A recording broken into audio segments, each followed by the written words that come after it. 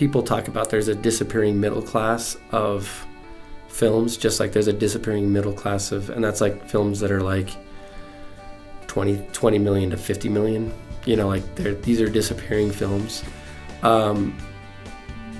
But I feel like the situation with, you know, us becoming more studio driven and we're more into franchises, and it's like, where's the young voices coming from? Where are they going to be able to sit, you know, speak out? I actually don't think that situation's as dire as it seems, because one thing that's like the saving grace of that is that there are new avenues to show your film opening up every day. And there are like channels out there, and like by channels I mean people who like start a channel that's not on any television net, it doesn't air, but it's like online channels, like almost like a Hulu or a Crackle or a Netflix situation. They're smaller and they're lesser known, and they are dying for content. Like it's irritating when you're out there and you're like trying to make something and you keep hearing about all these people who are dying for content. They just want content, and they need content, and they have thousands of hours of programming and air and that they can't fill. It's easy to kind of look and say like, well, you know, this isn't a Marvel movie and therefore it's not gonna, you know, like that's what anytime there's a new superhero movie, that's like all we talk about, right? Like that's like, you know, when it comes to our entertainment, it's like, oh, it's Civil War, it's Batman versus Superman, it's like all these things. But luckily there is still like a small, you know, like you have more independent theaters in Salt Lake. It's the Broadway that's just down the street, where you will get these smaller shows, smaller production companies from like the Weinsteins to like A24, or, you know, like people who are they produce those films. And I think almost those production companies and those styles start getting an audience. I know that like usually whenever I see a film and A24 shows up on the beginning, I'm like, I've really liked all the other stuff they've done. You know, like why, you know, I should pay attention to this.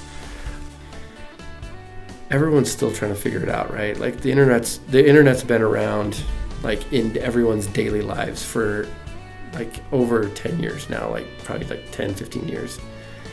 And we're still trying to figure out how to make money off of art because of the internet, right? Like before it was a very set system, and now we're like, okay, the internet, how do we make money? You know, and we're slowly figuring it out. And I feel like the people who will figure it out are like the people who are going to be successful. And it worries me because I'm like, no, I really, you know, like I grew up, I set my plans in this system, and the system's kind of falling apart, like, you know, having a theatrical. And I think the idea of like really wanting to get a theatrical release for your film is kind of, I don't think it means as much anymore, but it's also like harder to get, you know, when, you know, if you get a Netflix release on your film, suddenly you're like way more accessible to people than if you're playing in like 1,000 theaters across the country, you know.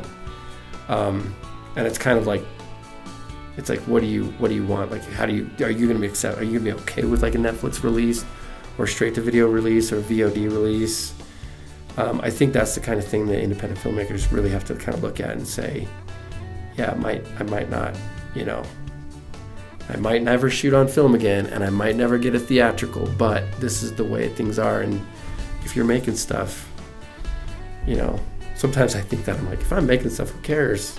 But then when it gets out there, I'm like, you know, like I'm very grateful that Dragonfire is on Netflix, because it's very easy to say, oh, I made this movie and it's on Netflix, and everyone has Netflix.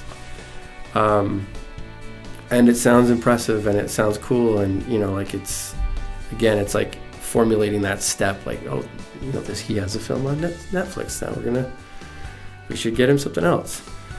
But yeah, I don't think it's, if we can figure it out, it's almost like it's in like an infancy, like we're still like inventing it.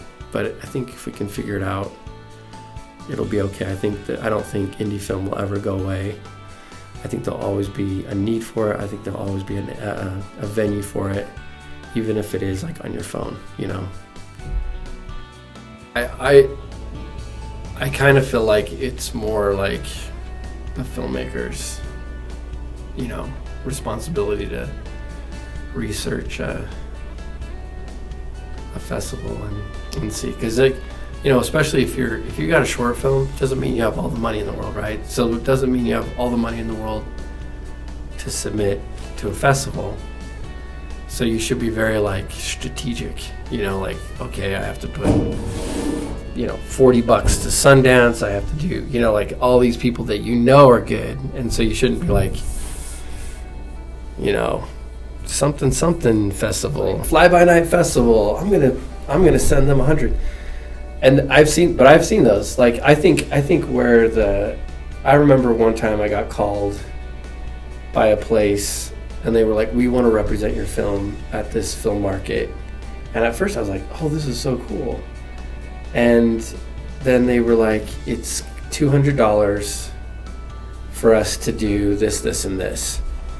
And they were on the phone with me, and it was at the time it was like, oh man, I don't want to pass up an opportunity. They picked me. But then I was like, I don't got $200, And so I think now I kind of obviously that's a scam, right? I try to tell people you're the creative resource. You do not pay people to whatever. Whatever they're going to say they're going to do, oh, they're going to record your album for you, or oh, they're going to do this. It just costs $1,000. It's no, you're the creative person. If they believe in you, they're going to want to do that. And then you can make some kind of deal with whatever they sell. But if they're, if they want to rep your film for $200, that's $200 in their pocket, and then they don't have to do anything. And they really don't have to show you they did anything.